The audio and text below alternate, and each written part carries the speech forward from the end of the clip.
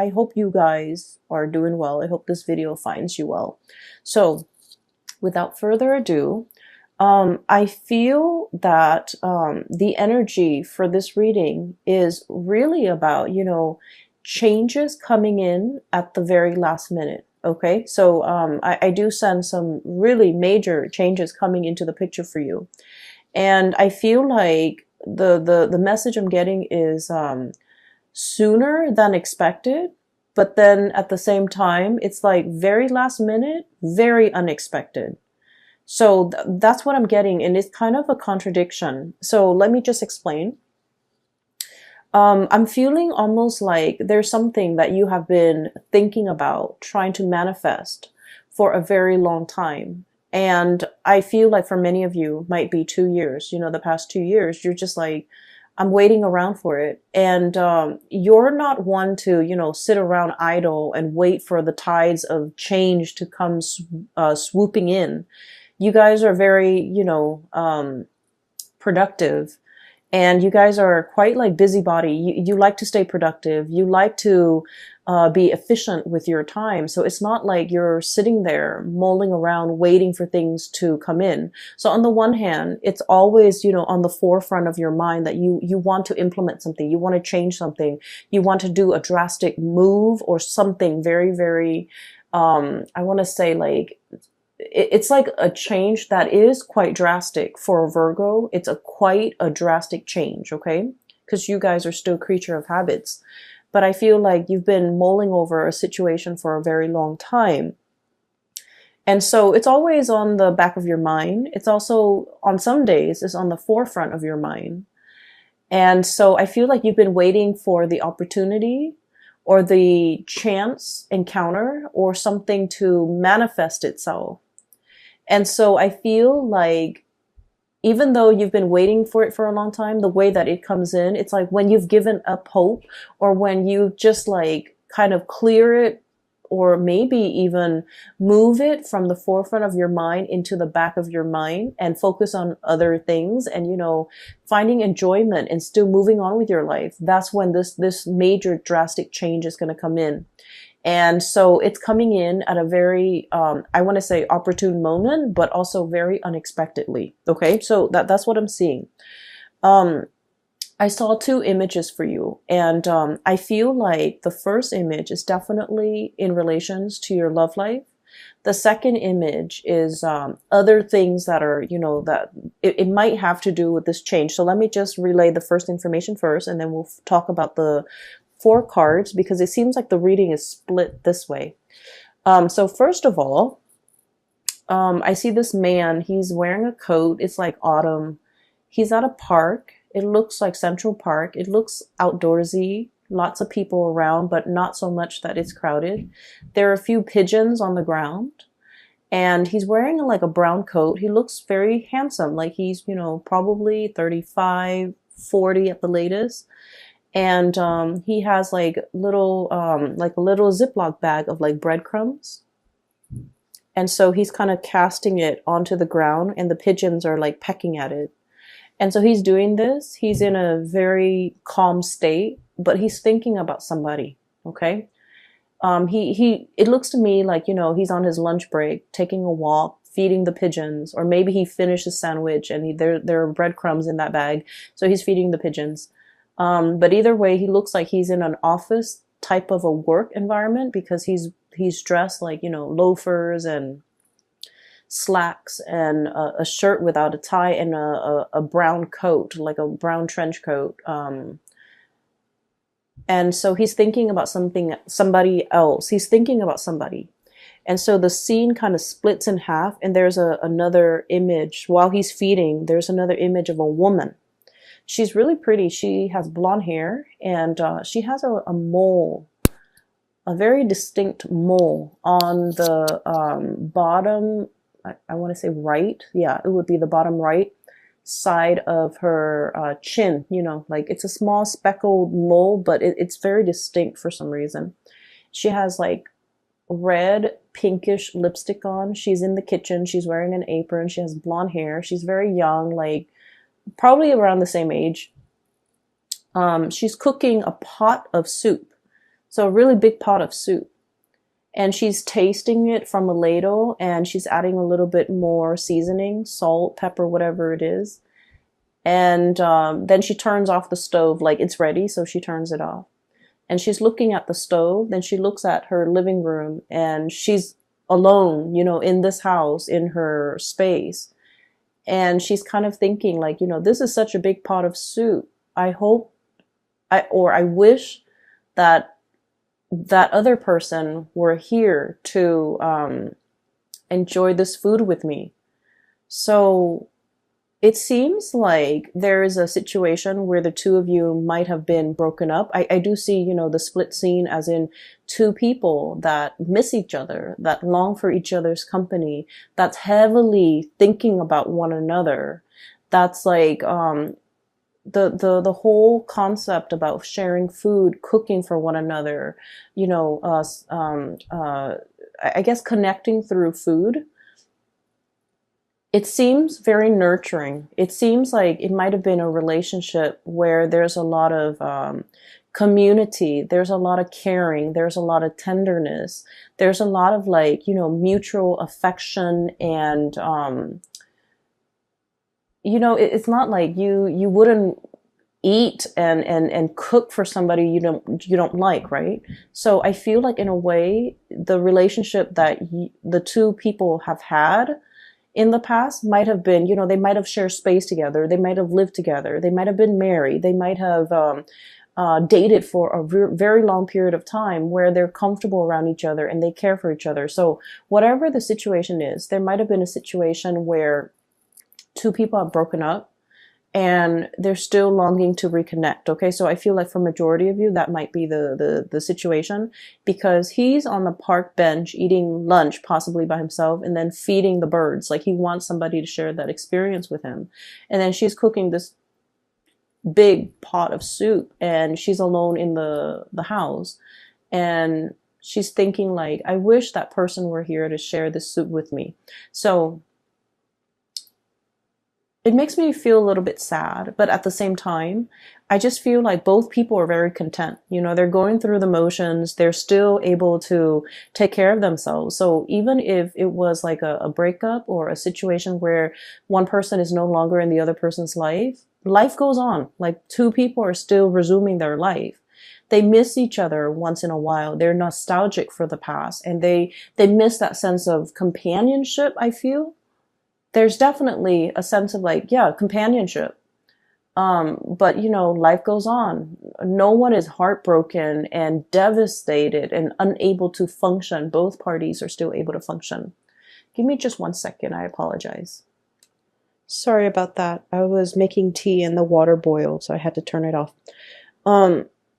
Going back to that image that I saw, I feel for many of you, the fact that these two people are, in different places, like there might be like geographical distance, and the fact that they're heavily thinking about each other, denotes to me like a really strong soul connection. Okay. And, it's depicted here. I have the Two of Cups. This is the sense of companionship. Okay. The cups energy deals with like emotions and also spiritual energy, where two people feel very, very connected. Okay. When they think about you, they're thinking about you, and it's sort of like, feeds into this, loop where you end up reverting to, thinking about them, and vice versa. So it's a situation where two people are very, very deeply connected, really care about each other. There might be great compatibility as well. Really great compatibility between two people. So for you, especially if you're in a long distance relationship, I feel like there is an immense sense of longing, wanting to be together, wanting to connect, wanting to, share the experience with another person.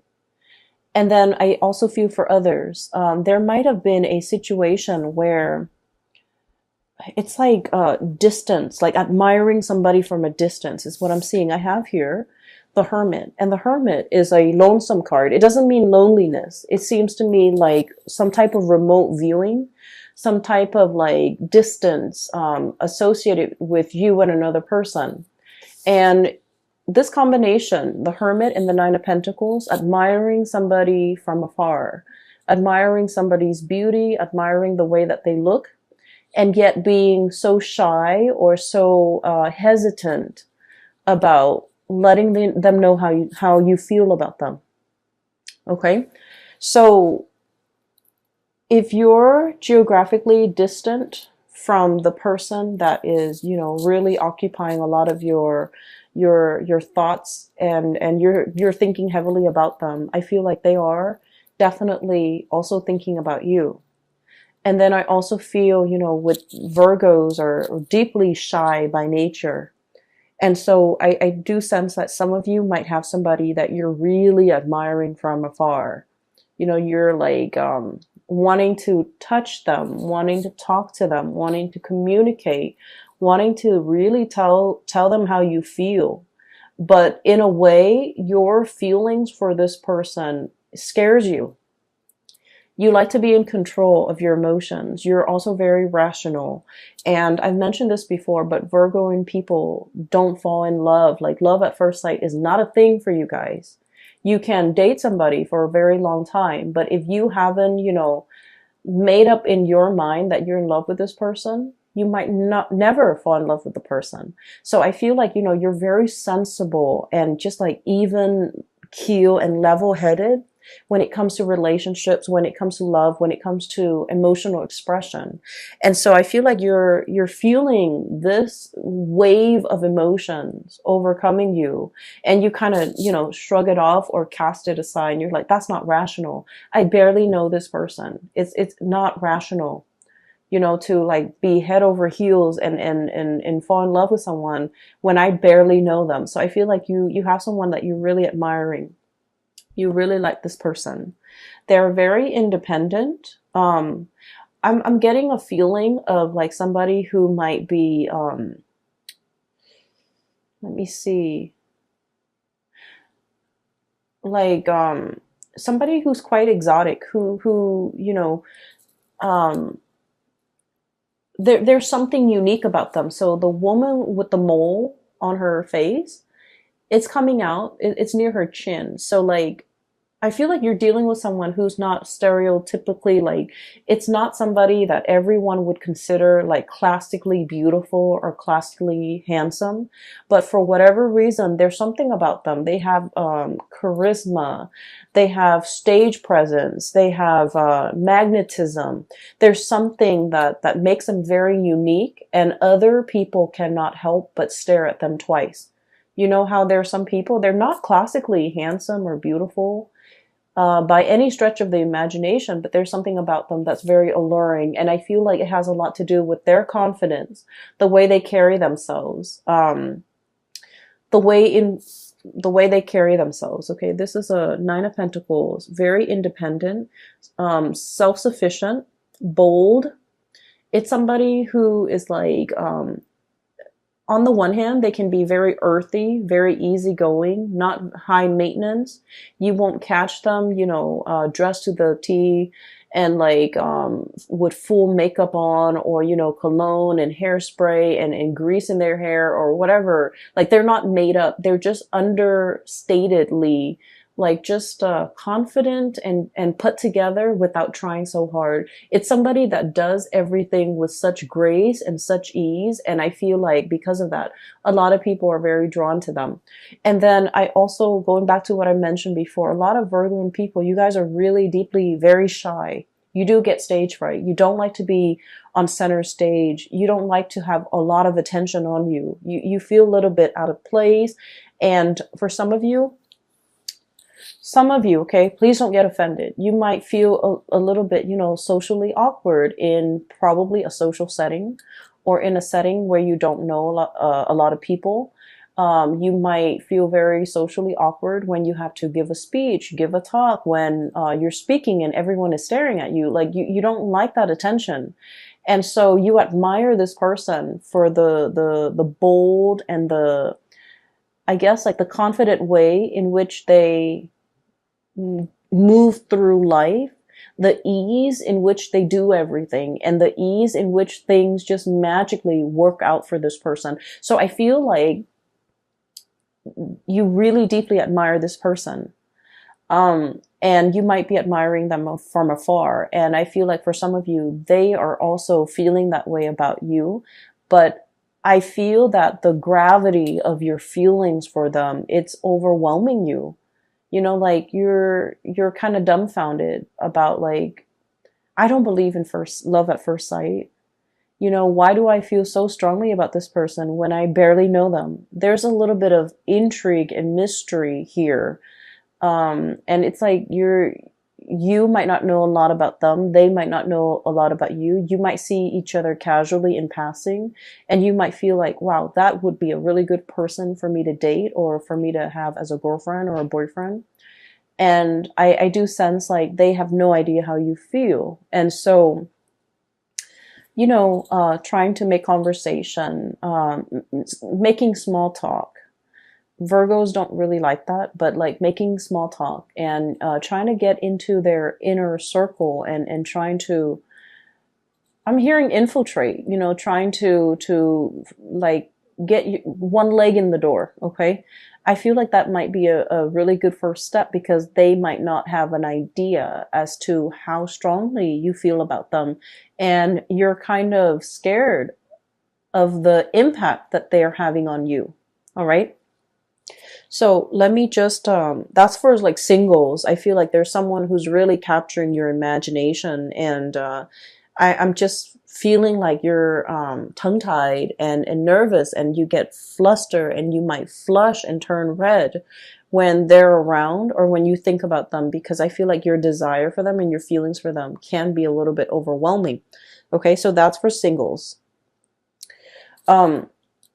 I'm feeling as if for those who are in a relationship, okay, if you're together with somebody, you and your partner have like you're kind of like at a major crossroads, not because of the relationship, but you're planning to make some major moves, okay? Make some major moves. And I feel like for some of you, we have here the Two of Pentacles. And the Two of Pentacles is about juggling jobs, juggling responsibilities, trying to figure out, you know, do I stay here where it's stable or do I go somewhere else? And I feel like this decision, you're trying to think of it's like it doesn't exist in a vacuum. You're not making this decision alone. There's inputs from your partner. There's considerations from your partner that's like coming into the picture. And so like you're trying to make all the pieces fit. Okay. And that's going to become a little bit more apparent when I talk about the next image that I see. Make all the picture, like the pieces fit together so that you can, you know, implement some type of a plan. So there's a lot of mulling over. There's a lot of communication. And then I also feel as well, there's a sense of like temptation. Okay, you might be in one relationship and you're captivated by another person. Okay, I'm seeing a lot of like earth and water. So like another earth sign, Virgo, Taurus, Capricorn, and water sign, Pisces, Cancer, Scorpio. So you might be in a relationship with one of those signs, and then you're like fascinated or interested in another person. Okay, and so you're trying to, you know,